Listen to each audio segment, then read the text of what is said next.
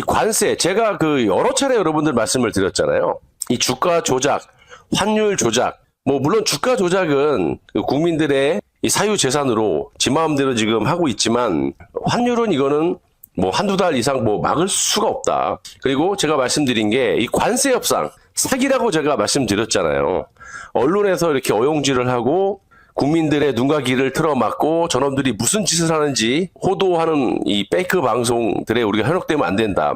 관세 협상, 모가지를 걸고 이거 합의된 거 아니다. 그리고 무엇보다도 여러분 지금 진행되는 상황을 보시면 제가 누누이 말씀드렸잖아요. 이거 미국에서 청천벽력 같은 상황들이 벌어질 것이다. 그리고 무엇보다도 관세 협상이 안 되는 이유가 트럼프 일기 때 이재명이가 대북 송금을 했기 때문에 미국 실정법에 걸려 있잖아요. 그래서 협상이라는 거는 1대1 기브 앤 테이크가 안 되더라도 최소한 두 개를 줬으면 하나를 갖고 온다든지. 근데 얘는 갖고 올 수가 없어요. 그냥 트럼프가 달래는 대로, 미국이 요구하는 대로 할 수밖에 없는 거거든.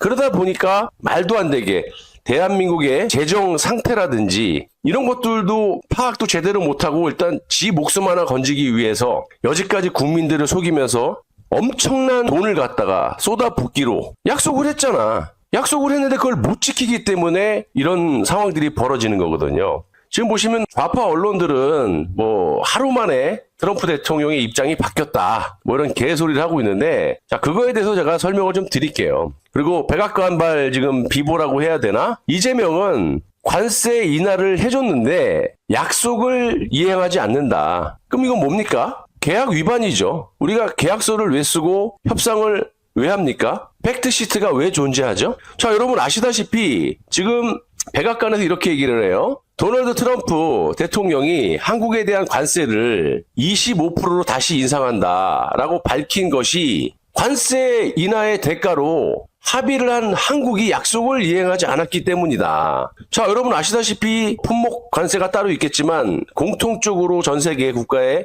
25%를 부과했다가 트럼프 발밑에 기는 척이라도 해갖고 나름 다 합의를 했습니다. 특히 가까운 이 이웃 나라인 일본 같은 나라는 합의를 딱 하고 지금 이행을 하고 있습니다. 그리고 합의문도 당연히 도출해가지고 국민들에게 발표하고 양국 정상이 나와서 합의문 발표하고. 근데 이재명에는 그 팩트시트조차 한 달을 갖다가 질질 끌어놓고 그거조차 조작을 했는지 백악관발 팩트시트하고 틀리다고 제가 말씀드렸죠. 이거 큰 문제 생긴다. 어쨌든 이게 상황이 한미 관세 협상 과정에서 이재명이가 국가 재정 상태도 확인하지 않고 주제넘게 EU 27개 국가, 그리고 또 GDP는 말할 것도 없지만 이웃나라 일본 같은 나라하고 외환 보유액이라든지 경제 규모 4배 이상 차이 나잖아요.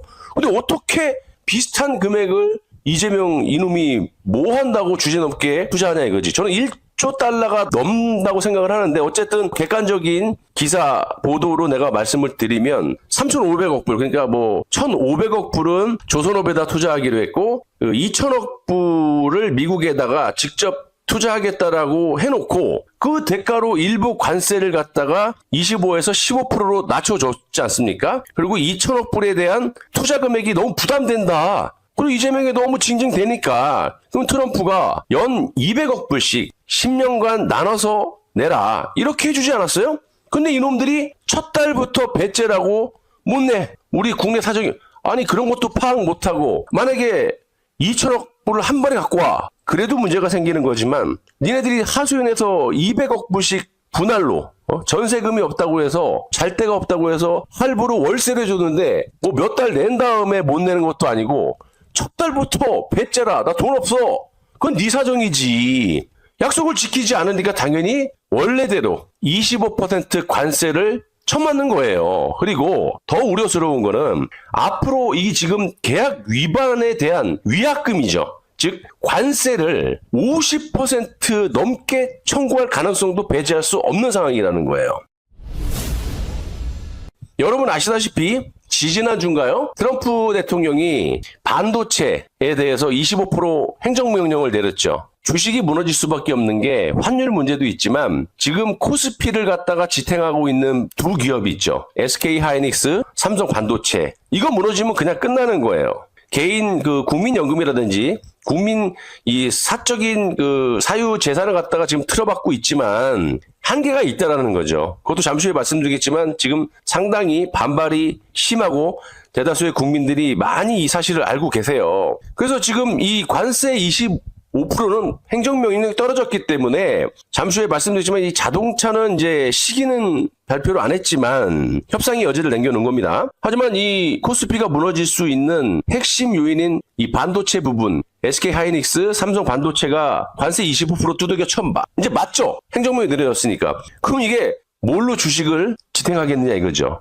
무너질 상황이 한두 개가 아니라는 거예요. 그리고 이게 지금 이제 문제가 되는데 지금 트럼프 대통령이 한국 관세 인상 질문에 대해서 협상 여지를 남겼잖아요. 한국과 함께 해결책을 마련할 것이다. 이 트럼프 대통령은요, 기업에 대한 그런 마인드, 커리어가 있기 때문에 이재명 따위 또 이재명 주변의 시정 잡배 사기꾼들하고는 차원이 틀리다고, 그리고 기본적인 권력을 틀어주고 있는 사람이고, 자, 그럼 일단은 자동차하고 뭐 의약품에 몇 개 관세를 이재명 니놈이 지키지 않았기 때문에 25% 때릴 거다. 근데 이게 또 이놈들이 여차하면은 말 안 들으면 아까 말했던 계약 엄연히 위반이기 때문에 50%를 때려쳐 맞을 수도 있는 거거든. 근데 다행히 해결책을 마련할 것이라는 여지를 남긴 부분이 있어요. 이게 뭐냐면 제가 여러 차례 말씀드렸던 객관적으로 세 가지 요구사항이 있는데 미국의 본질적인 부분, 대중국 전략 있죠. 인도태평양 그리고 대만에 대한 입장이 어떠냐. 협조를 해라.